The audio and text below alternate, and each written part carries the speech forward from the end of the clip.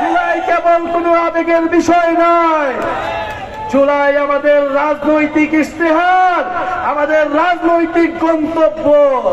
এই জুলাইয়ের পথেই আগামীর বাংলাদেশ পরিচালিত হবে। যারা জুলাইয়ের কথা, এই শহীদদের কথা, এই আহতদের কথা সংবিধানে রাখতে চায় না, তারা মুজিববাদের নতুন পাহারাদার। মুজিববাদের নতুন পাহারাদারকেও আমরা কিন্তু স্থান দেব না। মুজিববাদীরা পলাতক হয়েছে, মুজিববাদীরা ভারতে পালিয়েছে, কারণ এটা কোনো বাংলাদেশি পার্টি ছিল না, এটা একটা ভারতীয় পার্টি ছিল। প্রিয় বগুড়াবাসী, আমরা বলেছি গণ অভ্যুত্থানের পরে ভারত, পাকিস্তান, আমেরিকা, চীন কারো ইশারায় বাংলাদেশ পরিচালিত হবে না।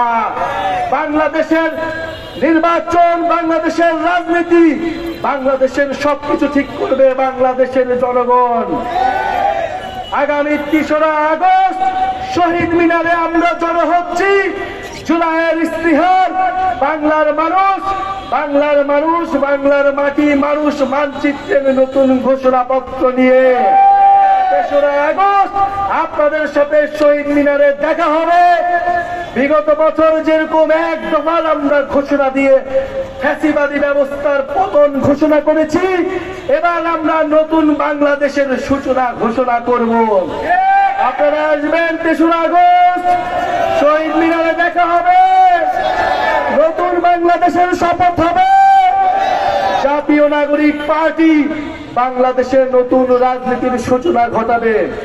আপনাদেরকেও মনে রাখতে হবে, এখানে যারা স্থানীয় সংগঠক আছেন, আমাদের শাকিব মাহাদি ভাই আছেন, আমাদের এখানে জাতীয় যুব শক্তির নেতা কর্মীরা রয়েছেন, শ্রমিক উইং এবং বগুড়ার ছাত্র সমাজের, ছাত্র সংসদের নেতা কর্মীরা রয়েছেন।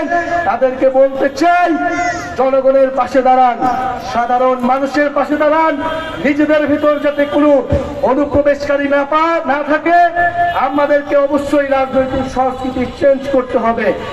যেই গণ অভ্যুত্থানে আমরা মানুষ আমাদের পাশে এসে দাঁড়িয়েছিল, আমাদেরকেও মানুষের পাশে সবসময় থাকতে হবে।